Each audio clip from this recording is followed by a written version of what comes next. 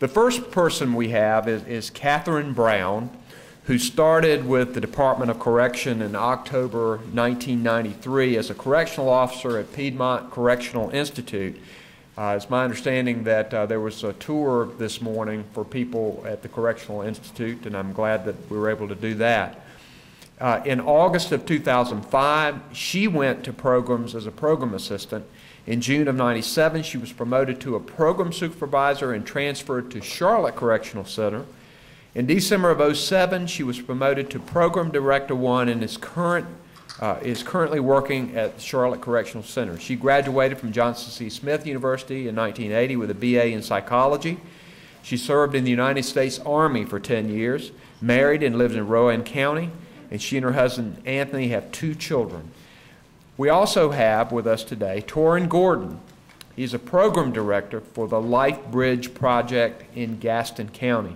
He earned his bachelor's degree in public communication and a minor in marketing from Western Carolina University, where he played football. He's currently working to complete a degree in human services at Gardner-Webb University, which he expects to receive in May of 2010. He is the spokesperson for the Gaston County Gang of One program, mentor to at-risk youth and ex-offenders, and a volunteer in his church. We also have Tim Hansen, who graduated from Kent State University with a BA in anthropology and graduate work in Old World archaeology. He was a Danforth Graduate Fellowship nominee. Tim has worked as a consultant in the state of Ohio's Industrial Commission before beginning a 20-plus year career in the manufacturing industry. During this time, he held upper management positions in operations, fabrication, manufacturing, assembly, distribution, and logistics. As a faculty member here at Central Piedmont Community College, HRD and Pathways programs, he enjoys working with adults who have decided and are determined to analyze and refocus their job search strategies. During this time, Tim was fortunate enough to have spent nearly 2 years with the Department of Correction, teaching for Central Piedmont Community College in a Charlotte prison facility. Tina Hearn is the compliance manager at the Center for Community Transition in Charlotte. She was born and reared in rural Georgia. She served 5 years at North Carolina Department of Correction. Her final 2.5 years, she was a resident at CCT. During that time, she held full-time position as a manager of the deli, attended Central Piedmont Community College. As a full-time student, she achieved the honor of Most Outstanding Student Award in the Medical Office Administration Department. After leaving the Center for Women, she graduated with honors, having been named on the President's List and Dean's List with an associate degree in Medical Office Administration. So I think maybe the best way to do it, since this is going to be a panel discussion, is for you guys each to take about 5 minutes, and probably just do it from right there if you pick up that mic. Take about 5 minutes for introductory remarks, and then we want this to be an exchange with the members of the commission here, of the task force. After we do this, then we're going to get reports from subcommittees and break up into subcommittees. But we'll go ahead and start. If you guys can each identify yourselves and get started. Thank you. My name is Catherine Brown. I'm the program director at Charlotte Correctional Center. And I was invited here to talk a little bit about the things that we do in our facility to prepare inmates for release, transition, and reentry. And our process actually starts from the day that they enter the facility. We start with correctional counseling, and from the correctional counseling interview, we develop an assessment. And based on the needs of the inmates, we develop a plan with their input as to how we're going to work with them from the beginning, when they first come to the facility, and up to the point when they're released. If they need Social Security cards, we get the Social Security cards for them. If they don't have a high school diploma or a GED, we have a GED program that is taught through Central Piedmont Community College. We get them enrolled in GED either full-time or part-time based on their assignments. We also have a pre-employment training program that we do through Central Piedmont Community College, which is an employment program that prepares them for mock job interviews, filling out job applications, It works on their self-esteem. We bring different volunteers or guest speakers in to talk to them about motivational speaking, financial planning and management, housing, just a variety of programs to assist them in transitioning back out either to the workforce or transitioning back out to going home. We also do a variety of other programs. Volunteers come in and do either substance abuse programs, religious programs with the guys in the facility. We have other programs through the Department of Corrections. We have a community volunteer program where inmates can actually get a sponsor and go out to the community to participate in certain programs. Substance abuse programs, going to church. We have a Think Smart program. So we have a variety of programs that helps prepare these guys for going back out into the community. And the biggest thing that helps with us are our volunteers and the community college because of their interest in wanting to get these guys back out involved with their family, back out into the community, so that when they get back out there, we're hoping that we can keep them out of the prison system. Hello everybody, my name is Torrin Gordon. One thing that was left out of my bio is that I am an ex-offender. I served 5 years in the Department of Corrections. I think I was placed there because I am one person out of the many who had transitioned as well. Just briefly, while I was incarcerated, I did get on the work release program, which I know that some panels are discussing that. And let me say from my own personal experience, the value of the work release program. 1 year before I exited the prison system, I had bought a home, I had already purchased 3 vehicles, and I was married. So I can attest that the work release program does well. After being released, I served as a supervisor at my former company for a year before being offered a position last summer to direct LifeBridge. We are a new program that addresses reentry from a housing perspective. The main thing we offer is housing. Along with that, transportation, food, clothing, mentoring, counseling, and a variety of other things. We try to assist the gentleman in knocking down as many barriers as we can. Thank you.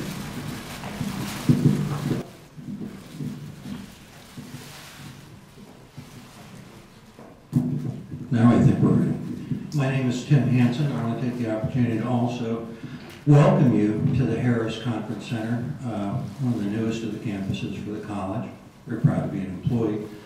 CP is the nation's leader in workforce development, and in my position, not only do I teach adults how to find work that gives them some self-actualization, but that it's work that charges their batteries instead of drains them. We've talked several times today about paradigm shifts and thinking outside the box. And I think Tolstoy said everybody wants to change the world, but nobody wants to change themselves. I think I'll throw out as a challenge for this afternoon's discussions that we take the notion of, me and he and me and he and me and he, and just talk about we. I have taught in the prisons. I also manage on faculty in the Criminal Justice Department at UNCC. And I draw no distinctions. It's not very PC, but I'll just say that we're all his children. You can capitalize that at your own convenience. And that if you look at the best practices that are out there, they fundamentally follow the advice of all the current HR advice, talent magazines, diversity magazines, in terms of placement. And that is that you have some spiritual underpinnings. I'm glad to say that I facilitated and implemented several of the faith-based community support groups in this town, of which there are pages, I'm proud to say, and to provide, problem solvers, and to also allow people to have self-actualization. And in doing that, it's no different from those of us who are in this room or those who have made mistakes in judgment and have ended up in the inside. there's no difference there. There is some patterns, and we all talk about recidivism. I think if you want people to come out and stay out, volunteer, mentor, address those issues. I'm very proud to say, and I shared with Jim Korth in a sidebar conversation, one of the gentlemen that I worked with that just got out after a very long stint, I dare say, 40 years. He and I talked all through January, and I asked him, in those long, long days and years, what gave him some peace of mind, what gave him some passion? And he said that when they would let him cook. And I said, then follow through on that. We all know the difficulties inherent when you check the box about felony convictions. And I said, volunteer, get exposure. That's the best advertising you can get. I'm very, very elated to share with you that he began to prepare food for 800 friendship trays a day, and someone has picked up the tab for him to attend the Culinary Institute. He called me this morning and invited me to a meal at the bistro where he's going to be chefing. There is life after the joint. There's life in the joint. And I think if we look at the we part of the picture, it becomes much simpler. StreetSafe becomes street smart. We all just need to think about how can we become better people. And I think the process is a lot easier than we might be making it. Thank you. My name is Tina Hearn. I was incarcerated in the North Carolina Department of Corrections for 5 years. My incarceration was a life-changing event for me. I realized that my life had come to this and wanted nothing more but to make a positive difference for myself and for my family. I decided that I could use my incarceration as an opportunity to become the person I wanted to be, and only I could do that. No one else could do that for me. I had to prove to myself that I was somebody, that I could make a difference. Therefore, my journey had begun. I strived to excel in everything that was offered to me in prison. While I was housed at Fountain Correctional Center for Women in Rocky Mount, I completed the Office Systems program with honors. I worked at the Department of Social Services in Wilson as a janitor before being assigned to the work release program. Once assigned to that work release program, I worked at the K&W cafeteria until I was transferred to Charlotte to the Center for Women, formerly known as ECHO. Within 2 weeks of arriving at ECHO, I had landed a job at a deli. I was hired as a line person. However, within the first 2 months of working a full-time job there, I was promoted to the manager. I began to capitalize on the opportunities that I was offered at ECHO. I enrolled at CPCC and received my home passes. After my incarceration in January of 2008, I continued at CPCC and graduated with honors in May of 2008. Soon my family began to notice I was serious about my life. I wanted something more from life than what I had in the past. I listened to Myra Clark, Executive Director of ECHO, for 2.5 years, say, "You can be somebody. It's all up to you." I wanted to be somebody. After leaving prison, I felt alone and scared. I relied very heavily on the support that I had during my incarceration, the ECHO staff, my employer, and my husband. I struggled with finding a job. The community didn't accept me. My past haunts me when applying for work. I sent out over 100 resumes. I had many interviews, but once I admitted that I was a felon, they politely opened the door and said thank you. I work for the Center for Community Transitions because of what I have become and my merit, not for what I once was. I knew my struggles would not be over after prison, and they aren't. But the life lessons I've learned through this journey have taught me the value of strength and perseverance. Even though there are setbacks, I can say with confidence, I am somebody.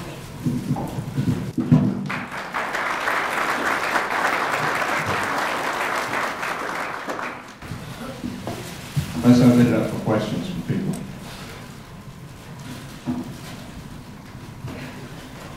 Tom? This question actually is for Tina, but also for Torrin. Both of you seem to have really turned your lives around after going through prison, and I guess my question to you is, why did it take prison to do that? What could have been done to help you reach these realizations before you went to prison? I don't know if either of you have been on probation before or had other involvement with the criminal justice system, but it does seem to me that one of the things we should focus on is keeping people from going to prison, as well as what do we do with the ones who end up in prison.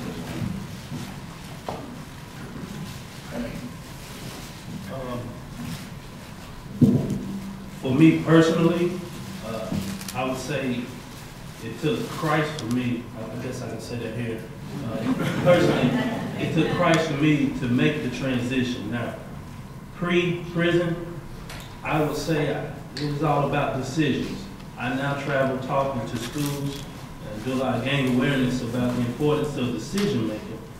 I am not for sure if up to that point I was very good at it.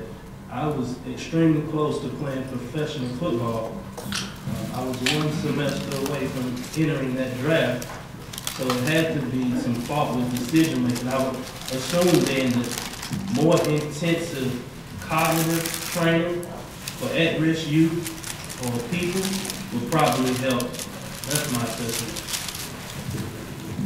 I also think that a strong mentoring support system outside for juveniles and for people that are entering into it, whether they're on probation or whatever their incarceration, prior to incarceration, I think if they had a great support and mentoring system, you would see less incarceration.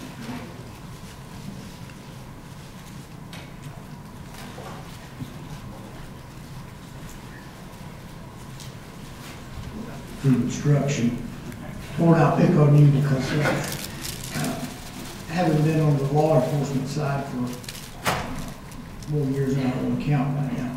Well, what I'll ask you is, what was it within the system after you got into the correctional system? Can you identify for us the trigger or the point that made you change or made you change your mind or make the decision that I'm not coming back?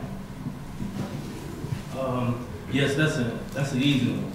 My first day rolling into Piedmont, being stripped of all my clothes, naked, with 50 to 60 guys. And they put them in a box, said it'd be a while before you see any clothes like this. The first pair of underwear I received was used. And I knew at that moment, I'm never coming back. That was fairly good. I guess my question for everybody around the table, that was a graphic experience for you, but is there something within the training, within the system, within a program that you can recall that helped you the most? I'm looking for a piece of this puzzle that made it work for you. No, again, I was a strong religious person while incarcerated. I can say that the pre-employment training there, it helped very good. And I think the Think Smart program, it's no longer a Scared Straight program, but the Think Smart program helped. It was me going into the schools, telling the youth about my life. That really assisted because I started seeing the youth change while I was in prison, going out and speaking, and I was receiving hundreds of letters a day while incarcerated of youth being motivated by my story. So I would have to say that other than that, I don't see any other things that really assisted. In the financial report for the ARA recovery for Obama, they pointed out the three things that were required to transform the workforce, and that was to have complex problem-solving abilities, a handle on technology, and to have an appetite for education. Now, whether you're inside or outside, I think the formula holds true. If you give people a good comfort level with computers, if they understand what it's like to think in unconventional ways, innovative ways, and they embrace lifelong learning, I think that's going to pave the way, inside or out. Yeah, I'm gonna speak on that also. I think that when you start placing responsibility on the guys for their own actions and responsibility and letting them realize that, you know, when you get out of here, life is going to be different from what you've known before. So when we start offering programs and volunteers to come in to make them actually think and then give them a sense of accomplishment, that helps a lot also. When we do the different, we have a Get Ready program that we do, and as part of the Get Ready, the GED and PET, we do those graduation ceremonies and they bring their families in, and it's like, this is the first time in my life I've ever completed or I've accomplished anything. So that gives them a sense of pride. So, you know, it makes them start to really actually think, and like I said, take responsibility for what's going to happen in my life. So for a lot of guys, that's that point where they start to think, well, you know, I'm realizing it's going to be time for me to get out. What am I going to do with my life? So when you put those tools out there for them to utilize, I think for a lot of them, that is that point where they, you know, it makes that change for them and they realize, I don't want to do this anymore. I'm sick and tired of being sick and tired. So for a lot of them, I think that's where the change comes. Torrin, everybody's picking on you today. You work for a housing organization, and the others on the panel probably addressed this hopefully as well, but can you talk to us a little bit about the impact that available permanent affordable housing has on the recidivism rate of ex offenders? I think, I can't remember his first name, but Taxman from Georgetown said that a good housing situation would reduce recidivism by 15% alone. I can attest, but however, my program is a transitional program and it runs from 6 to 9 months. But it is an important piece of keeping the guys out.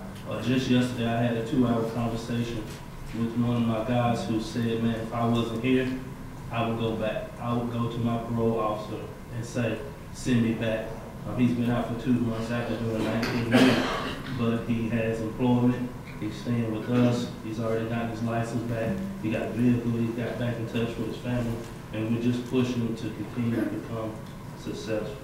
But as far as the permanent housing, the other part of the nonprofit organization I work for is lining up permanent placement for our guys through our own soon becoming children, and we hope to be able to provide wraparound services for the guys after completing our program. I think that structure for some people is necessary to be able to sustain yourself on the outside alone. There was a city initiative to revitalize the Western Corridor, and it involved Clanton, Remount, Behringer, West Boulevard. I taught for 2 years at Southside Projects under Jobs University, life skills, banking, just variety of things. And consistently, the one goal that was out on the horizon was housing. That you could come up with a budget, you could go to needs and wants, you could establish different criteria, but your own roof gave tunnel vision to more people than I can imagine. I have a question for Ms. Brown. In your opening remarks, you mentioned the importance of volunteers. I know that if you do the initial assessment when a person first comes in to your facility, you know you can sort of help them with their goals and preparation for release. And I know you mentioned that you're very dependent on the volunteers and the programs that are brought in. I'm just curious about how you coordinate the various volunteer programs that come in, and whether you have too few or too many volunteers, and how many of those actually assist with mentoring inside as well as after the release? Okay, well, we never have too many volunteers. We actually have the volunteer people, they actually have to start an application process. So with this process, we do a orientation to our facility, and we do an orientation to the actual Department of Correction and the program. And a lot of our volunteers, they are mentors. They actually start with the guys prior to getting out of the facility. So what they do, a lot of them will bring programs into the facility so they can go ahead and link up and make that partnership with the guys prior to getting out. So it's like a sense of, they built a relationship, a trust there with them. So a lot of our volunteers, they deal with transitional housing. A lot of our volunteers are the ones that are doing a lot of our transitional programs that we have there. So by making that connection, you know, we network and we collaborate, so that way we can find out about, to assist the guys with, you know, they need to get food stamps, or guys that have mental health issues or substance abuse issues. So our volunteers are a very important piece of that puzzle, so that when they get out, there's somebody there. It's like an aftercare network, we call it. So when they get out, they have these people here that are available to them. I call them like a, I think I told somebody in here, you're like a voice for them. So, because I think we've used that analogy before, when you ever try to call somewhere and you get those, you have to talk to about 5 people before you can actually get to that one person that can help you. So with the volunteers, when they're coming in there, they already, and a lot of, like he was saying, a lot of our volunteers are ex-offenders.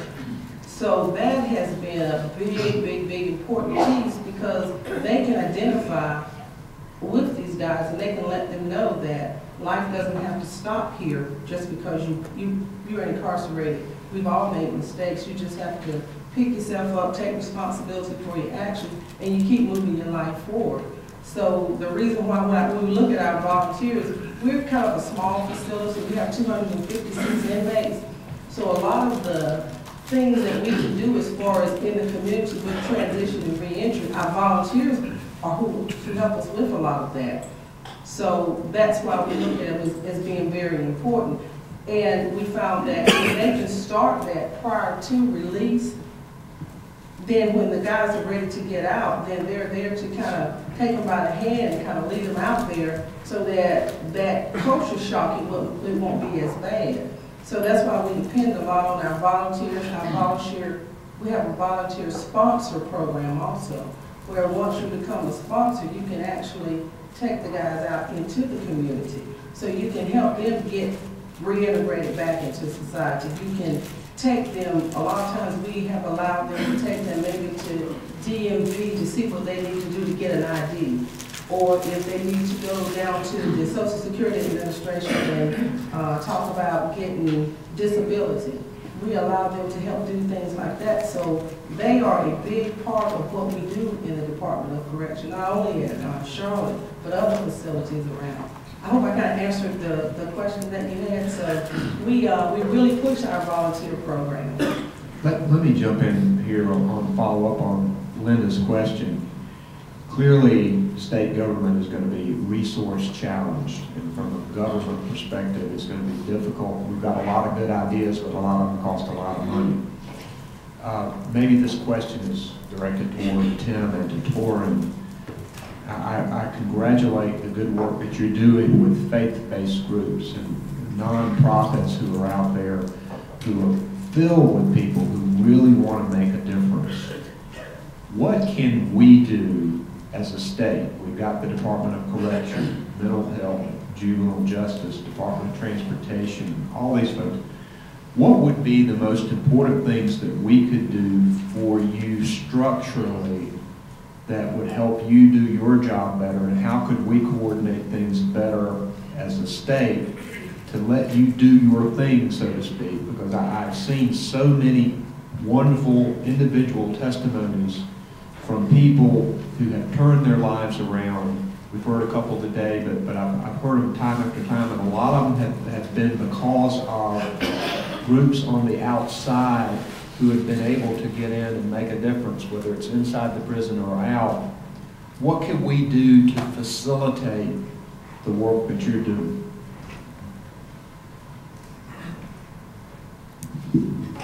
I don't think it costs anything to care. I think from a real grassroots approach, there are companies, and to name one specifically, when I was teaching at Camp Green, Coca-Cola sent in executives, and part of their professional development, their annual review, was stewardship. And so people in the GED program were getting math tutoring from somebody that ran a multi-million-dollar corporation. Now, giving of your time, if that can be a message, if that can be something that could be coordinated, I think the payoff's exponential. You have to have a culture of caring. To a large extent, what happened, and I know the current economy is inexplicable, it defies labeling, but change and stress are kind of two sides of the same coin. And people are always, they want to implement, they want to act on, but there aren't always vehicles. And I think coordinating, maybe via the faith-based support groups, which are phenomenal in this community. 10 years ago, there was about a half a page. Right now, I send a file out that's 4-page Excel spreadsheet. Almost every day of the week, every evening, a couple times a day, there are places people in this town can go to and have a support group. Now, whether you say a house can't be built on sand, neither can a prison. If you don't have the spiritual linkage, if you don't have the notion that the community cares, I don't know that the money's going to change it. I know that sounds naive, but I did run a $37 million company. If you care, the money happens. I will say that I think a lot of people do care, and it's trying to structure them so that they can be effective is our challenge. And they complain a lot about the fact of the state being disjointed and the different things. You talk about getting a driver's license for somebody, you talk about a social security card, all these things that you would think we could help, trying to figure out a way, and I want this task force to figure out a way for us to coordinate as a state so that we can empower all of that good work and all of that caring that's going on out there and provide portals and good communication. Because I'm not sure, although the Department of Correction is doing a great job in many ways, they just can't do it by themselves. Their major mission is to make sure people are safe and all of that. There's a lot to be done. And if maybe if you all could go back and look and see what are the main things that these nonprofits and faith-based groups would need from the state of North Carolina in order to be more successful in what they are doing. And part of that certainly is challenging people to tutor and to mentor and to get involved. And certainly we want to do that. I know our Department of Justice, we do that. We adopt a school and we send SBI agents and attorneys over there. I go over there. That's important. But we need some structure from the state to signal to them that we need you and here's how we can help you. One suggestion, and then I'll defer to Jim. Talent Management Magazine has a large symposium, and the keynote speakers addresses the 3 T's: training, technology, and I just had a senior moment. Can you believe that? Even when you have a mnemonic device like that. Nonetheless, technology, training, and techniques. There it came to me. Technology, even, let's say the state had downgraded equipment, PCs that were no longer up to speed. Learning on those is better than not having a computer. if you could, coordinate donations for tax write-off, if you could coordinate any sort of training materials, you'd accomplish the training and technology piece. Just thinking out loud. Can I just say something real fast too? I would say that from when I first started in 1997 at Charlotte Correctional Center up until now, I think that the community, the faith-based communities and the volunteers and working with the different agencies for the Social Security cards and IDs, I think they've done a great job compared to what it used to be. I think a lot of that is what the problem that the guys are running into when they're inside of the facility. They're told one thing, but then when they actually go into these agencies to get what they're needing, they're being told something different. So I think the biggest thing is to put everybody on the same sheet of music, so to speak, so that when they get out, if they tell them that that ID card is fine for them to use to get an ID, then they should be able to use that ID card. But when they get out and they go to DMV to get an ID card, then they're told, no, we don't accept that. In Rowan County, where I live, the guy told me that little paper ID card is not going to get those guys an ID card, but that's what we're giving them when they get out to get it. So right there, that's just a slap right there for them. So a lot of them, when you run upon that type of an obstacle, that just kind of discourages them. So if we could all get on the same sheet of music and say, if they say this is what we need when you get out, then they should be able to take that anywhere in North Carolina and use that to get an ID card.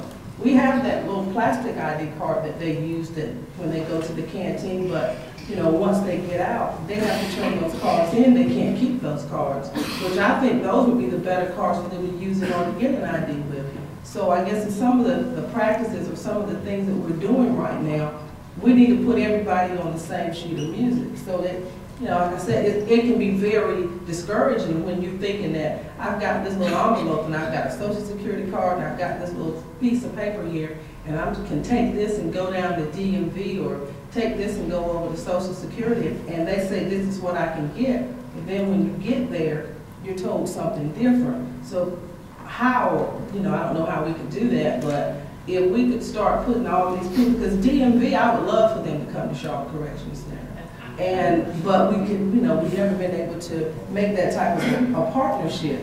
So, that helps. Those little things right there help. So when they get out, those are the things that they don't have to worry about. Because you're not going to always I think you have to pay $10 to get an ID card. A lot of guys, when they get out, they don't even have 10 cents. So, it's kind of hard when we say, this is what we're going to do for you, but then when they get out, they're saying like, well, this is not what's happening. So if we could, find some kind of way to, whatever's making that piece break, to kind of mend that piece there, then that would help out a whole lot. And she was talking about, no, I'm going to put it down. She was talking about housing. She was talking about housing also. Housing is like that foundation there. If they've got a place to stay, it seems like a place to live and employment, and then everything else seems to fall in place. I'm from the community college system, and we've been directed by the legislature to do a comprehensive review of our prison education program for restoration of our funding back for prison education. So my question is, what is the value or the impact that you see of having a variety of educational programs, opportunities for inmates? And Tina, could you talk about your experience or your impact or value of the education you received and how it helped you while you were in prison and when you got out? The opportunity to further my education helped me build self-esteem. The college accepted me even though that I was an inmate. They worked with schedules. It provided for me a sense of being, that once I got out, I wasn't going to be held back just because I was an inmate or had been an inmate, but rather the education that I got would stand on its own. And that's not necessarily the case. Although I find that my education that I got through CPCC is something that I'll cherish forever, and it meant a lot to me, and it still does. I find that if you did not have that for the inmates, the programs in there to get their education, they would have no way once getting out to get that. It actually does give us, as inmates, a step forward, because we can say, hey, look, we did do something with our life. If you're really interested in us, we did plan, we did step ahead. And I think it's a wonderful thing. I think every inmate, I don't care how long they've got or whatever, I just believe they should have the opportunity to get education. It's so important for their mental as well as their physical being. I would like to add to that. One thing that I noticed while I was in was that there was not an availability of education at every camp. Some education that you did receive was outdated. I mean, we pride ourselves in North Carolina Department of Correction on brick masonry, carpentry, and plumbing, but as we all know, the housing market has failed. While at the same time, the North Carolina Department of Corrections pretty much outright denies the use of certain technologies, which that is where a lot of the job focus is going. I would also like to recommend that North Carolina look into the possibility of some type of green retrofit education while incarcerated, and up the availability for study release. Study release into some of the community colleges. For instance, Gaston Correctional is located probably 300 feet from Gaston College, and they send one person until he gets his degree. So we can't really say that there's an abundance of education. A lot of it is locale.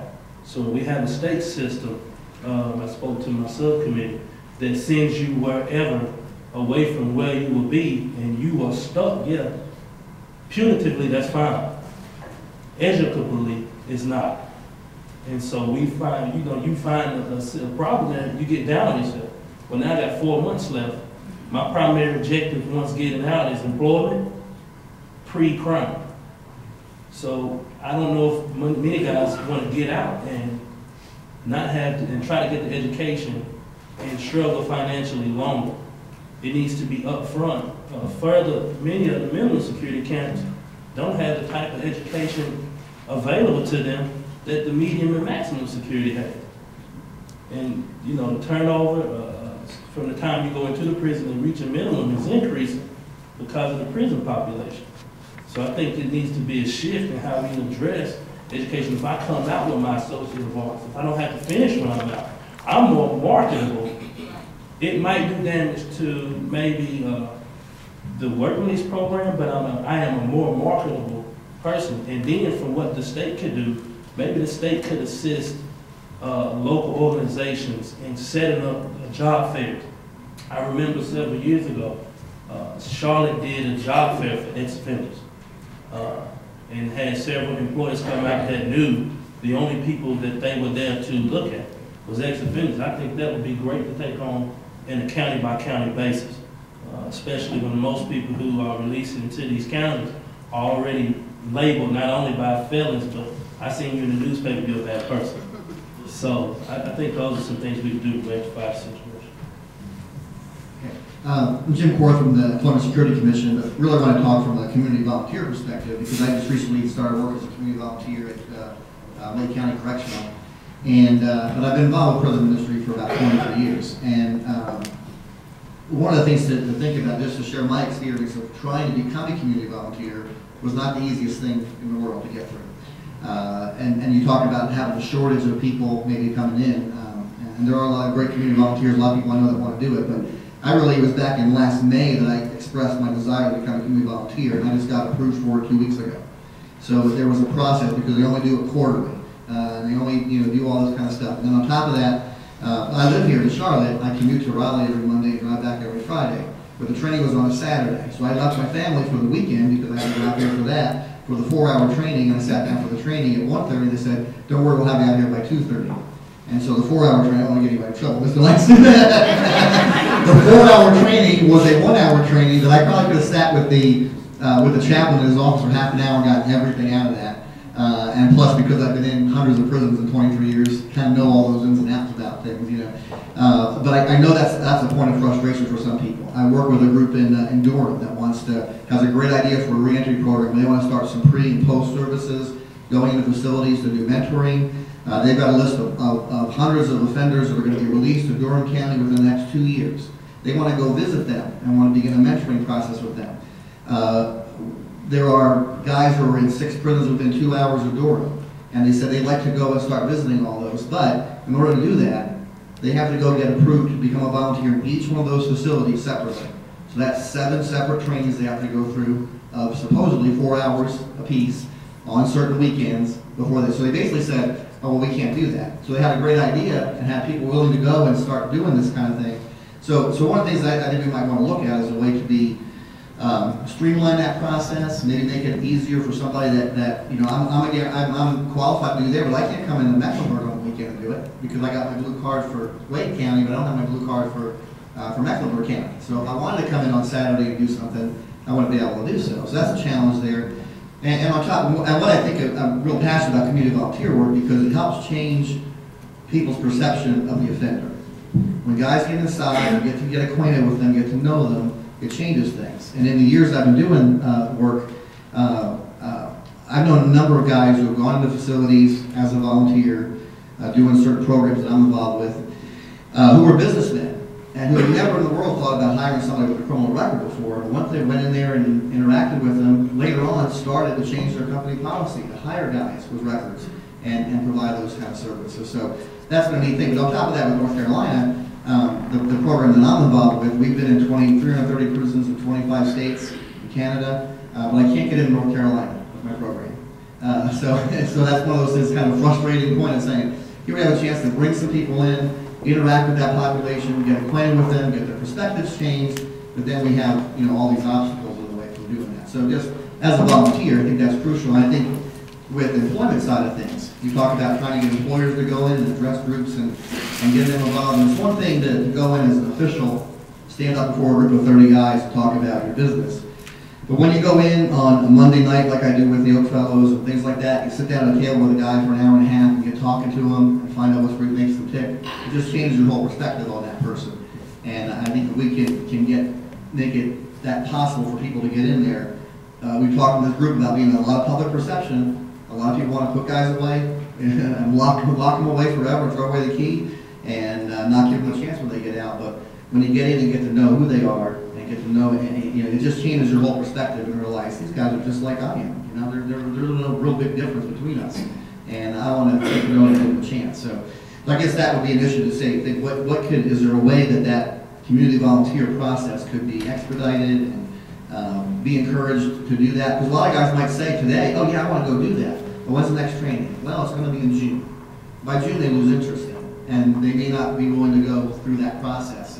And where if we could say there's a way to do that soon to get on board, that may be something to consider. So is that just for you guys to think about on that side of things? As a matter of fact, yesterday when we were at the programs meeting at Catawba Correctional, Roger Patterson told us that if we have people that are volunteers at other facilities, we can either do a waiver signed by the superintendent, allow this person to come there and be a volunteer as well as at other facilities, or we would have to at least have an application on file, and as long as they've gone through the background check and done the PREA training, all we have to do is a short orientation and give them a blue card, and then they can be a volunteer at our facility also. So they're looking at ways to streamline that and not make it such a long process. We have, like I said, we've had people to come out, and sometimes what we can do is, I guess you could do like I don't know how they do it at the facility where you were trying to get into, but we kind of do it. We had a set schedule that we do them, but we do it now just based on how many people we've got that's showing an interest. So, you know, I guess each facility, but if you're interested and you want to come to Charlotte, we're invited. I just want to, I'm Roger Shackelford, the Director of Workforce Development with the North Carolina Department of Commerce. Is it on? Is it on? Yeah.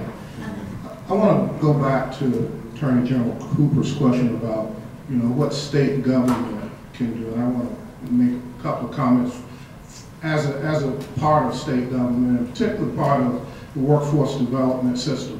What I think we have to do in state government is recognize that we can't be all things to all people. That given the circumstances, and even without these economic circumstances, we have got to feel comfortable in reaching out not only to community-based organizations, but to faith-based organizations. We've been trying to do that in our system. We initiated a program called the Share Network, and it's not broadly implemented yet, but it's a way of connecting our workforce development system with faith-based organizations. So we go in and provide a faith-based organization with computers and software and a connection to our larger system so they can serve people within their communities. One of the things we find, even with people who've been laid off, a lot of folks aren't prone to go into an office or go into a public agency for help. And they're more likely to go to something in their community. So I think we've got to recognize that we need others in community, and we've got to connect with others in the community to have a broader impact on people's lives. And there's no bigger challenge than beginning to try to serve former offenders, given the circumstances, and particularly in employment. An employment situation is even more challenging now. When you've got 200,000 people unemployed, and you have offenders out there looking for work also, the challenges are even greater, and will be over the next 2 years. So it would behoove us in state government to find partnerships with community-based organizations, faith-based organizations, and others, if we're going to help transition former offenders, particularly into employment. I have a question. Is this on? Torrin and Tina, both of you serve 5-year terms, and you each have a high school diploma when you went into the system. For the people, the younger inmate who has not finished high school and who has a shorter sentence, what can you suggest to reach them, to motivate them to want to access some of these programs while they're there? People who are going to be out in 10 months or 18 months. I would say that if they don't have a GED, once they go in, that would be the first thing to accomplish. If that's accomplished within that short amount of time that they're in, then maybe they could start by applying through some correspondence courses. I think they're still doing that in the system now. They used to do correspondence courses through UNC. And then, connecting them to a community organization or to volunteers who could come in and get the wheels turning on connecting them to college once they're released, to go ahead and try to find their transcripts and get everything lined up towards getting them applied once out. Another thing would be getting in touch with people like myself or Tina or others who face similar circumstances, but it's shown that through endurance you can achieve this, that motivational factor, kind of having a motivational mentor there with them that will drive them towards reaching education. I just mentored a CRIP member out of the CRIPs and looking to apply to the culinary school in Charlotte. So, I mean, it's just motivational mentoring. And I think it's important for, a lot of the conversation here is about men, but there's over 3,000 women inmates. And the 2.5 years that I was at Fountain Correctional Center, we had one person come into prison, and I mean one that had ever been to prison before and had done something with their life. One in 2.5 years. That's not mentoring. That's not mentoring to me. That's not showing that there is some life after the fence. I'm sorry, it's just not. Had I not had the strong support of my husband and friends, I would have chosen to be and, back in the system, because it's easier to come back than it is to change. Because there's in the women's facilities, there's nothing to make you want to change. It's different than the men's. I mean, it is much different. And women need to be nurtured, and they need to be, not put down, and they need to be held high, and they need a little bit more guidance and a little bit more saying, I've been there, I've done that. You can do it too. It's hard. I mean, we have children. I mean, men have children too, but we have a different bond with children.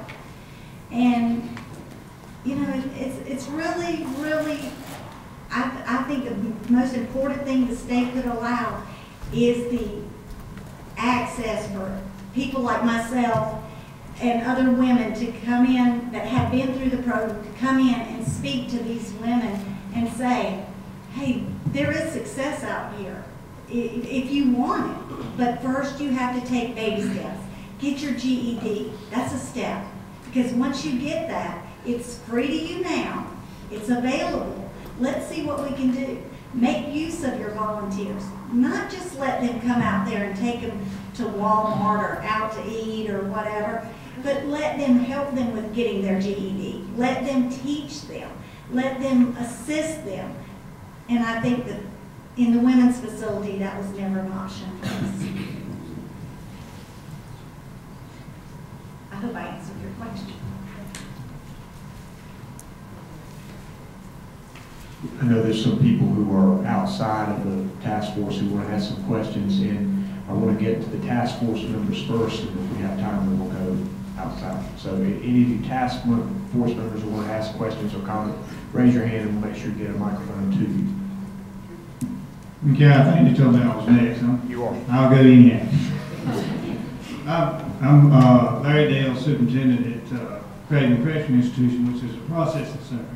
My question goes to Torrin and Tina on when you went through the prison system, were there any kind of CBI training or cognitive behavior training trying to get you thinking for change? Any training like that you had to go through? No, sir. No. That's some programs that are being offered, so. And what it does is it gets groups of inmates together where they actually talk about what got them in prison and what options do they have. Do you think things like that would help someone that's in prison? Group inmate discussions. It would help if the person facilitating had been in the same shoes as the people receiving it. The way we work that, we have an inmate. We have a community college instructor that oversees it, and the inmate actually conducts the majority of the class. But do you have anybody on the outside that has been through the system come in and say, this is what I did, this is what works, this is how we can do it, this is, give them some steps, give them something to look forward to, allow them to set goals. Another inmate can't help you. They can't, because they're there with you. They don't really know what it is like on the outside. They don't know the obstacles that you're going to face and the challenges that are there.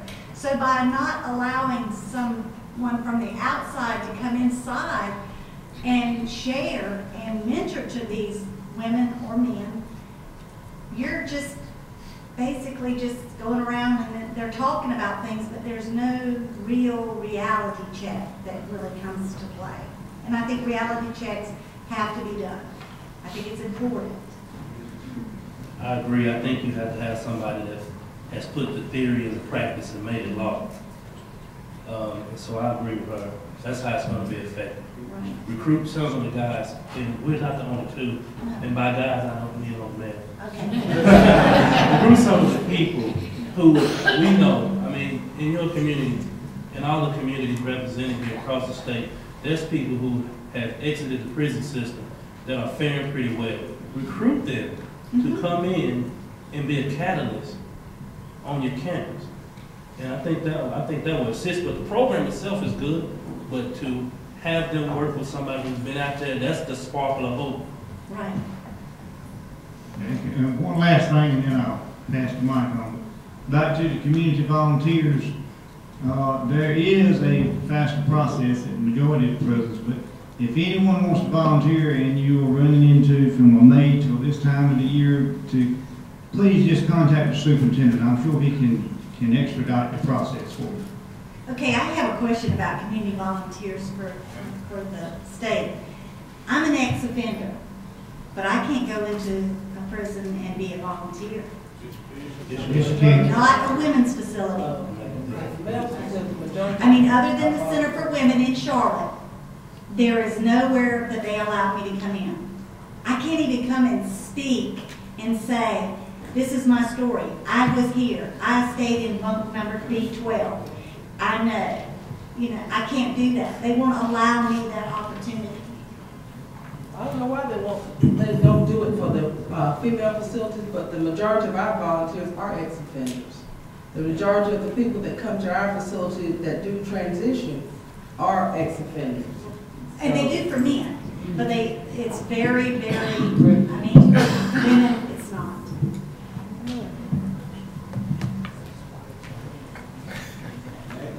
Next? Are we next? Wait a minute, I'm not sure who was next. I'm gonna let you all. I'm getting the thing. Oh, Sheriff is next. Sorry. I get to brag. I'm on the board for Torrance's program, and Gaston County is blessed to have him. This young man did not have any criminal record before the events that put him in prison. Is that not correct?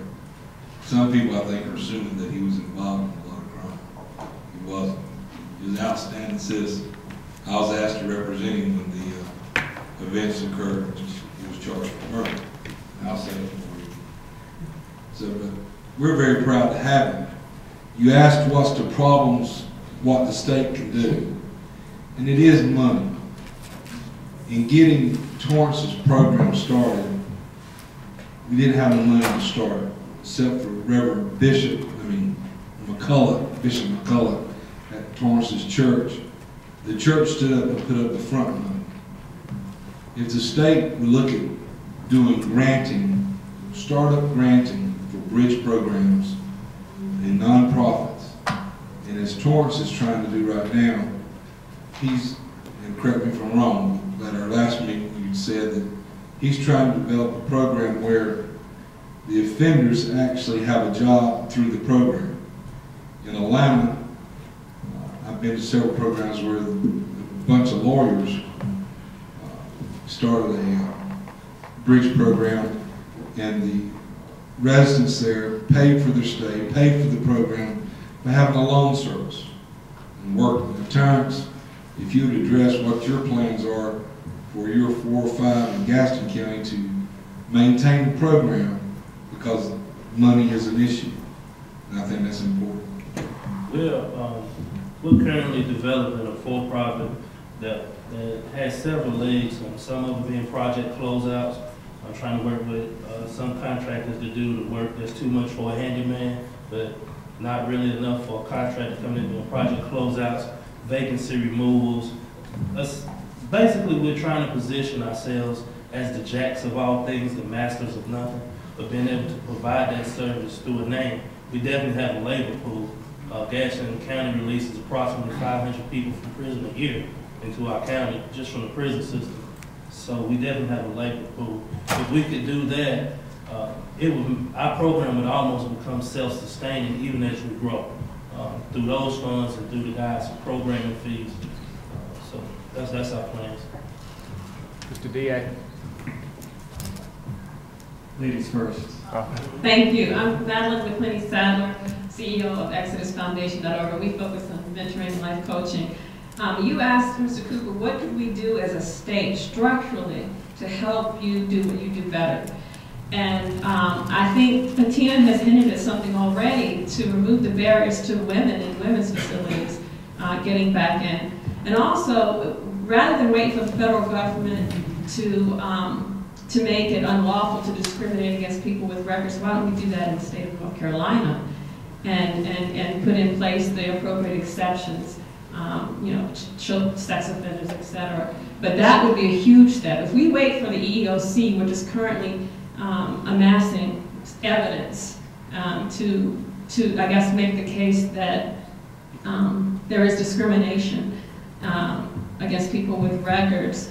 If we wait for that, that could take many, many, many years, and a lot of people will continue to be harmed. So that is another structural thing let's be courageous and bold about.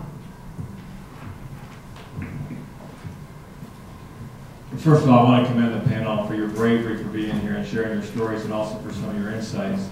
I do want to address the point that you made, Mr. Cooper, and that is, how can we give of our time, and how can we institutionalize that as state employees? And I think there's an inside-outside approach for how we can look at volunteerism.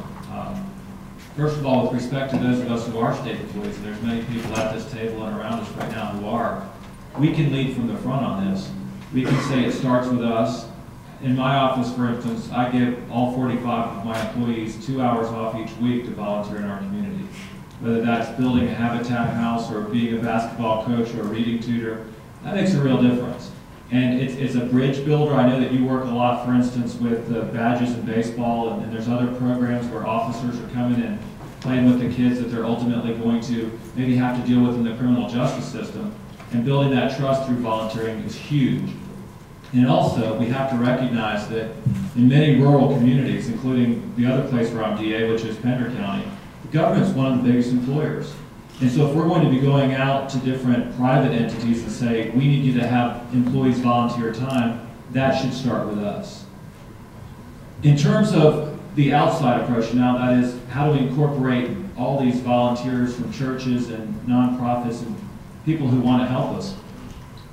We have an effort underway in Wilmington where we have 4,000 people that we're currently recruiting to be this volunteer army. And we're like, well, what are we going to do with them?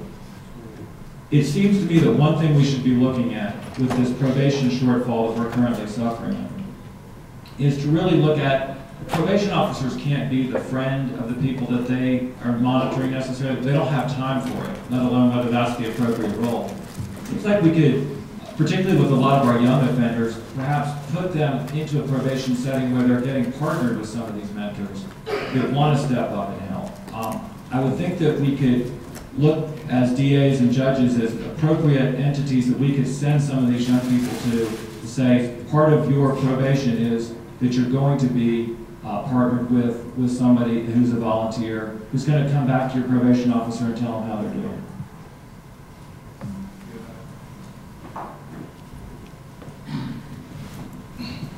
My name is Tilton Jackson, and I'm here in place of Mayor Terry Bellamy from Nashville.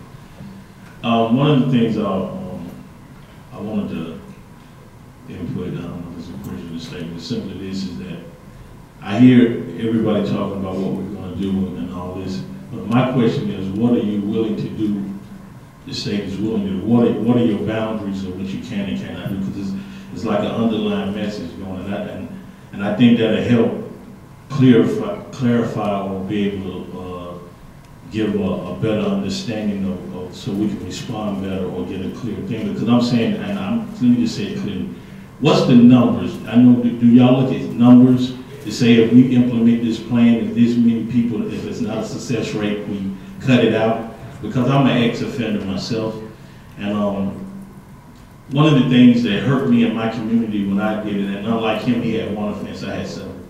But now I'm a pastor. But my thing is that commit. What are y'all willing to commit to? If we don't meet a certain amount of numbers, do we eliminate the program? Or do we move on to the next thing? Because one of the things that helped me, how can I say this? Just give a quick thing is that people who came in my community because of my decision making and as being a young man and because of the things I was being brought up in, I did not choose right away. And then when I wanted to choose, there was nothing available for me to choose from. And so what I'm saying is that, is there a criteria of any program that's out there that you offer? If the number's not met at a particular time, or we don't have if the funding is not met at a particular time, do y'all pull back? And the next thing is, are we willing to employ like these agencies, like you have the DMV and all that stuff like that? Are you willing to get people like myself or Tori, and to be the representative from that organization, to employ them to be, because one of the things that I found useful, or anybody who can help me, is things you can relate to. And can I be honest, I was so uncomfortable in here until I heard you. Until I heard you give it. I was like, oh, okay, 'cause I was trying to figure out what I was doing. You know what I'm saying? And then when I heard the story, I realized, okay, I belong here. And the next thing is, you don't have to have my story to be relatable. You just have to be real.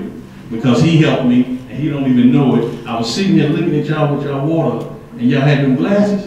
I said, man, I'm going to misrepresent the mayor. Everybody drinking out of glasses, and I got my bottle. And I know I'm a convicted felon, so I'm sitting there. But when my man sat down right here and I seen this styrofoam cup, I said, I've been there. I'm next to somebody I can relate to. So I'm saying, what are you willing to compromise to become relatable to people? Because even no matter what my record is, I'm human, I got feelings. And if you can give me hope, that's the best, that's better than any type of money you can ever get.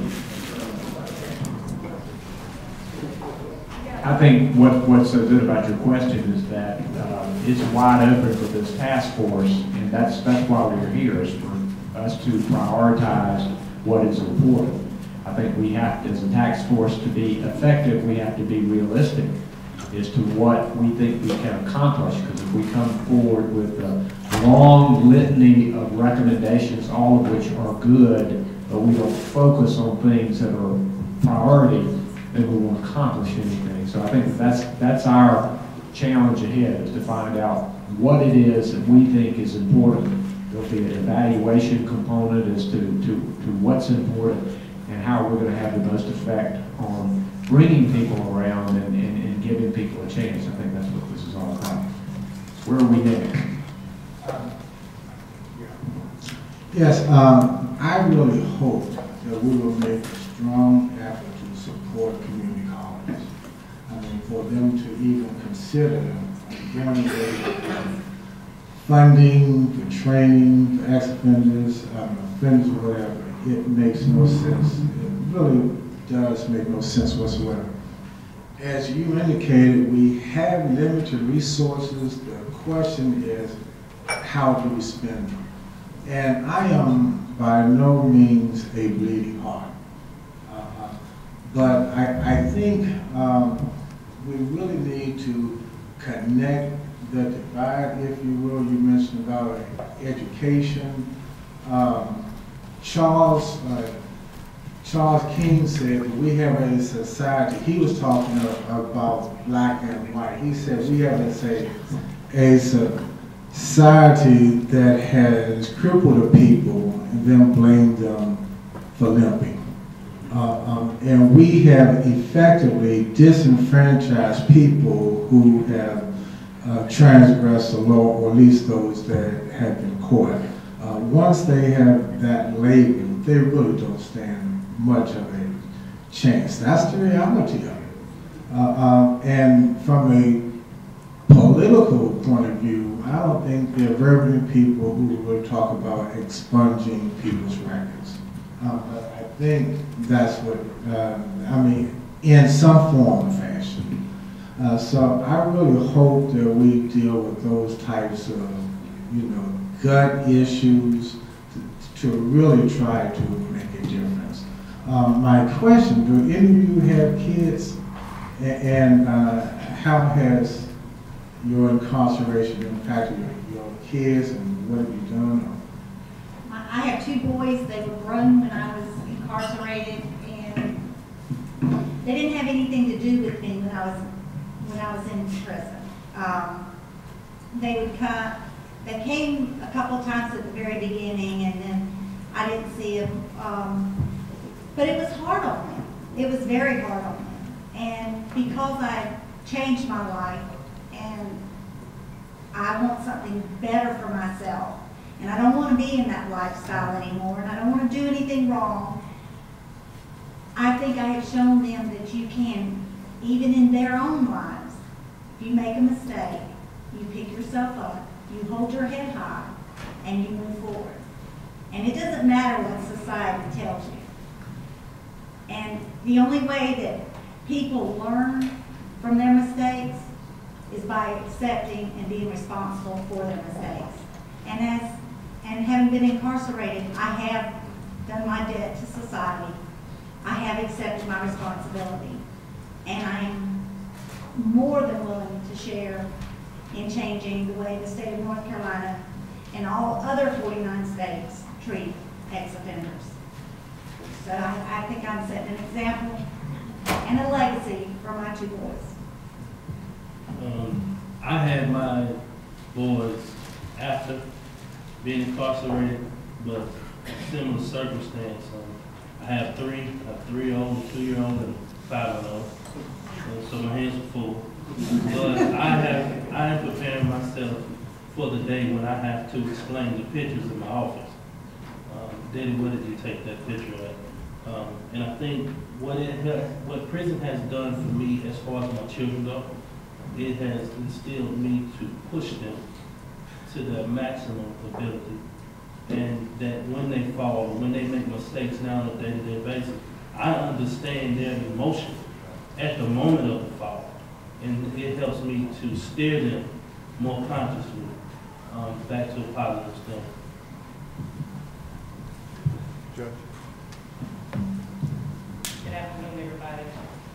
Checking to make sure I have it on. I'm Elaine Bushfan. I'm the Chief District Court Judge in Durham County, and I've been a presiding judge now for 15 years. And as you know, Durham was sort of the centerpiece of a lot of that's going on and has gone on with probation. One of the things that I did want to touch on in my comments, though, is that one of the things that I think we cannot ignore is the issue of race when it comes to the criminal justice system. It cannot be ignored. It is the elephant in the room, and we have to deal with that. The other issue that you cannot ignore is class. If you look around this room, most of us are now middle class. So where are the people that I see every day represented around this table? You have to be able to, and we are so good at giving people ideas and making programs for people to accept based on our class. The educational system is a middle class educational system. So then we wonder why kids can't learn.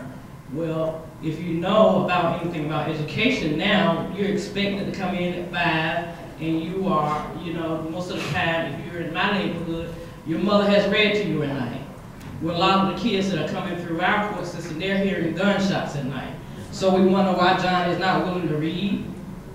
You know, so there are a lot of things that we have to do to address what we're bringing to the table. The other thing that I often wonder is, what's the worst punishment? Is it the punishment that I give to you when I brand you as a felon based on your activities, but you have performed the things that I've asked you to do on probation? Or is it what happens when you step out in society? That you can't get a job, that you can't get housing? What's the worst punishment? And we have elected the people who make the laws, so we just can't throw it off on them, you know, because we put them in office. That's our job, to vote or not to vote. So, yes, I know that when they come before me and I have a kid who is 16 or 17 years old who's going to perform community service, and the state has asked me to give them a $225 fine, am I as a judge going to do that and I know they're in high school? No, I'm not doing that. I'm not doing that. I'm going to waive that fee, whether the state likes it or not, and I'm going to require that child to do some extra community service because I'm a bridge. That's what I see my role as. I have to make it happen that day for that person in front of me. When I go to the grocery store, I might see 5 or 6, but my courtroom is full every day. There's something wrong with that person, and it's not all their fault all the time. Yeah, they have some responsibility in it too, but I think middle class America got a lot to do with it.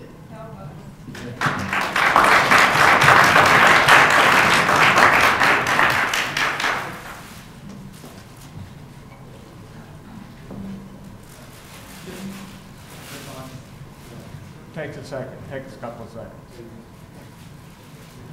I wanted to just talk about 2 quick things, and part of what we've been talking about today is kind of changing the hearts and minds of folks in order to have a more receptive system for these transitions that we've been talking about. And you can change the hearts and minds, or you can change public policy that can hopefully lead to a change of hearts and minds. And I think as some other folks have said, I think that by changing some of these employment standards and housing standards to remove that box is a strong way to go. And I think, secondly, potentially looking at either some certification programs or voucher program for folks that have gone through work release programs within the prison system through minimum security, what have you, and come out and have that kind of voucher from the system to say, yes, I have done my time, but I have a set of skills and I have something to add to your organization or to your job or to your business in a way that you can count on. And the other thing is I hope that what we don't do as a community and as a state is to move these sets of issues from the under-resourced state government system to an under-resourced nonprofit community across the state. I work for the Z. Smith Reynolds Foundation, and we see a number of grant proposals from many reentry programs across the state. And it is very, very difficult to say no to many of these programs. But the reality is, we don't have nearly the resources to provide and to help all of these organizations across the state do the things that they need to do. And many of the communities don't have enough resources to do it either.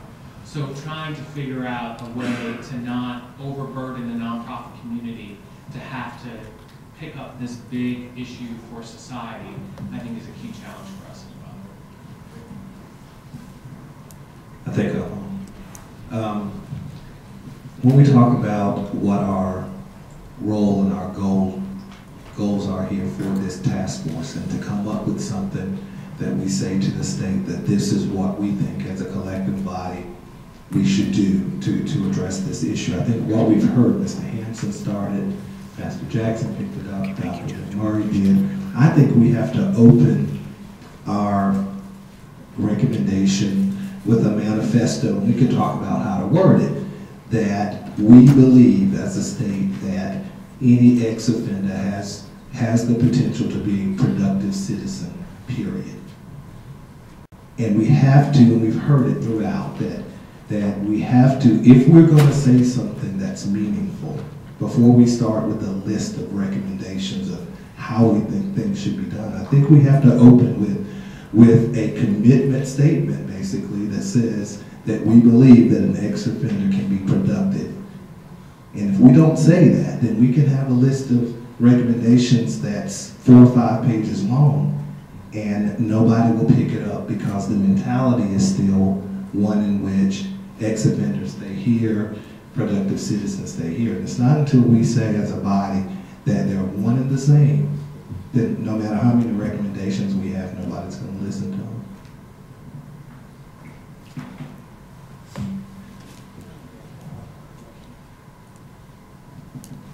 This is just a hard one question. Did you have a North Carolina driver's license when you got out, or an ID card? I had the state issued card. No, North Carolina driver's license. No. Were you given an opportunity to get one? Yes. I was given an opportunity to get one. When I got out of work, I had the hard plastic card when I got out. However, the guys in my house, the paper printout don't work. For the guys Yes, sir. My driver's license lasted more than 5 years. I only last 5. You get one for 8 if you're a little young. Can I ask you the same thing? Did you have a? Okay. I'll address it at the subcommittee. I think it's something to work on.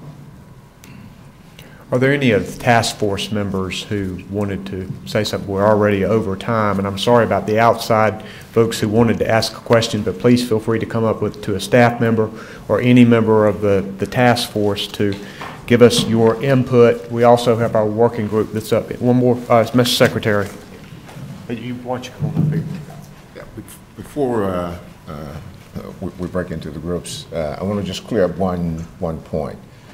When it comes to volunteers in our facilities, male or female, the rules are the same. Okay? If you were an inmate, you must wait 1 year after being released from confinement. If you were on probation, it's 1 year after the end of supervision. Okay? Then you apply and you go through the process just like everyone else. There is no difference between the male and the female facilities. So I'll make that clear. Okay. Thank you. Maybe at our next meeting, How about you? The only thing is just recording, Gene, so if you can use that mic, it would be great. maybe at our next meeting,